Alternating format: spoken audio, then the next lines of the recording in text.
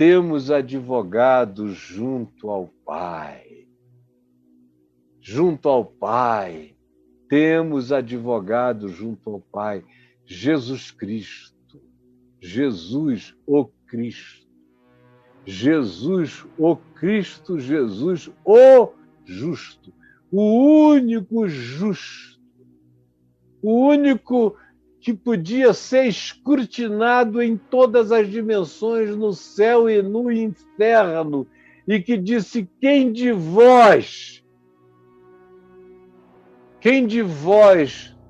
me condena de pecado? Quem de vós?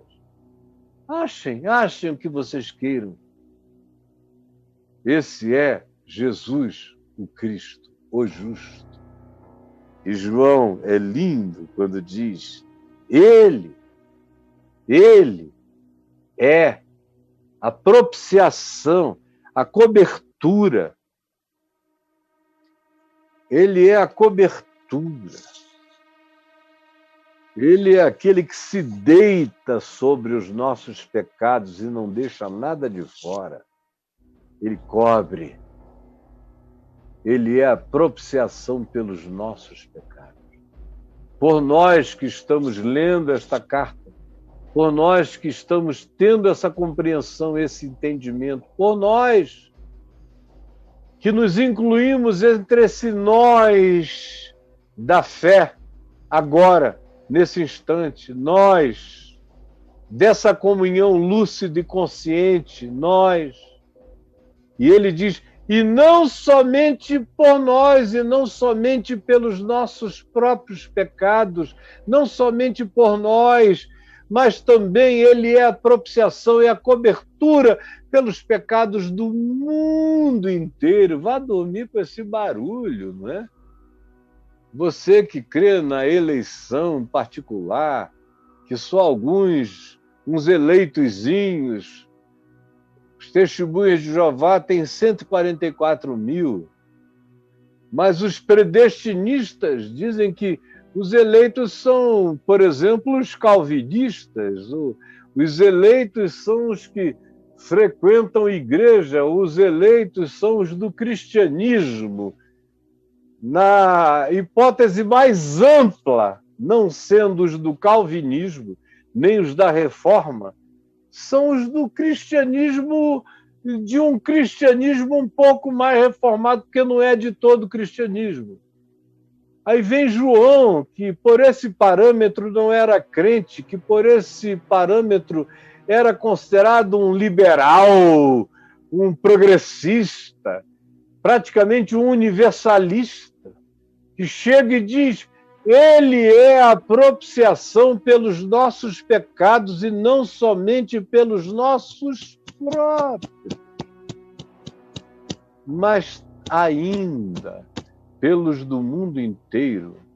É como diz Paulo, escrevendo a Tito, falando de Jesus, nosso Deus e Salvador, Salvador não apenas dos fiéis, mas ainda do mundo inteiro, especialmente dos fiéis. Ele é o Salvador do mundo inteiro, especialmente dos fiéis. Claro, mas é do mundo inteiro. Por quê? Porque Deus amou ao mundo. O mundo que você odeia, Ele amou. O mundo que você odeia. Tem gente aqui com capacidade de odiar o Papa Francisco pela declaração gloriosa que ele fez. Uma declaração de natureza reformada, supra-reformada, que pouquíssimos reformados conseguiram se reformar nesse nível e nesse ponto, mas que Lutero teria aplaudido, porque a reforma que Lutero queria era muito maior do que a reforma que ele conseguiu. Mas tem gente que consegue ficar com raiva de ele chegar e dizer que os gays também são filhos de Deus, o cara fica com raiva, com raiva. E eu digo, é meu irmãozinho querido Francisco, grande privilégio que eu teria, por exemplo, antes de morrer, Francisco, seria te encontrar e te conhecer aí em Roma, para te dar um beijo fraterno, em nome de Jesus. Mas tem gente aqui querendo jogar pedra em mim. Aí eles não podem, eles jogam pedras digitais. Bah, bah, bah. Pode jogar à vontade. Não somente pelos nossos próprios, mas ainda pelos do mundo inteiro. Por quê? Porque Deus amou. Esse mundo que você odeia, dos becos escuros que você inferniza, dos quais e nos quais você não consegue enxergar a graça de Deus operando em ninguém. Deus amou o mundo que você odeia.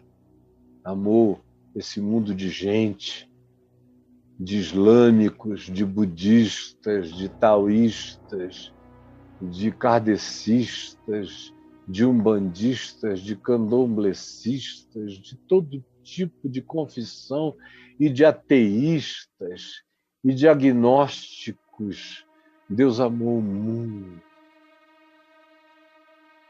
amou a humanidade, porque a criação dele, o cosmos, Deus amou o cosmos, é claro, mas tem gente que odeia até o cosmos, odeia a física, odeia a astrofísica, odeia saber de buraco negro, de buraco de minhoca, odeia saber de novos achados, fica com ódio quando se diz talvez haja material que compatível com a água no planeta tal, ou até num ente celeste passando, se pousou lá e quem sabe se verificou que existe a possibilidade de que ele tenha se desprendido de um grande outro corpo celeste onde houvesse água, porque se detectou os elementos constitutivos da água. Lá nas partículas mínimas daquele ente celeste, o cara fica com ódio, com raiva, com zanga. Tem gente que fica com zanga quando se anunciam certas curas científicas.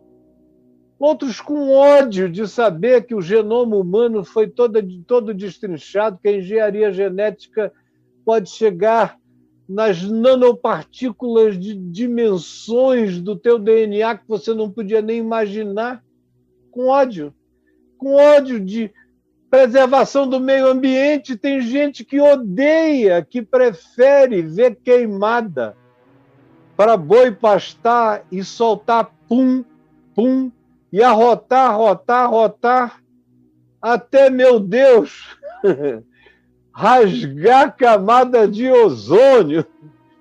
Mas o cara diz, eu prefiro isso do que a preservação da natureza. São os carnívoros inveterados. Eu não consigo entender como eles dizem que amam a Deus e odeiam a criação. Mas Deus amou o mundo, humanidade, amou o mundo, criação. O único mundo que Deus não ama e que eu não devo amar é o mundo dos nossos sistemas, que é justamente o que você ama. Você ama o capitalismo selvagem, ou você ama o socialismo impositivo, ou você ama qualquer que seja o governo controlador. Você ama o que Deus aborrece. E você odeia o que Deus ama. Quem é você? Você está do lado de quem? Desculpa, você é um filho de Deus ou você é um filho do diabo? Odiando o que Deus ama e amando o que Deus aborrece, eu pergunto, quem é você? Mas João diz, filhinhos meus, estas coisas eu vos escrevi para que não pequeis. Se todavia, porém, alguém pecar, tendes advogado junto ao Pai. Meu advogado, meu advogado, meu advogado. Eu ando santo, limpo, inculpável e irrepreensível, porque tenho prazer na luz, sou lavado e purificado no sangue de Jesus, e Ele advoga a minha causa, rasgou todo o escrito de dívida que havia contra mim, que constava de ordenanças, o qual me era prejudicial, ele rasgou inteiramente e encravou na cruz, e despojou os principados e potestades que queriam pisotear em cima de mim, me convencendo de culpa, me neurotizando, me angustiando, me tornando paranoico, aflito. Não! Jesus arrancou toda a neurose de culpa, toda a paranoia aflitiva de perseguição. Nem Satanás tem mais o poder de me perseguir. Eu estou aqui sob o campo de força do advogado que me cobre, que é a propiciação pelos meus pecados, e não somente pelos meus próprios, mas pelos teus e pelos do mundo inteiro.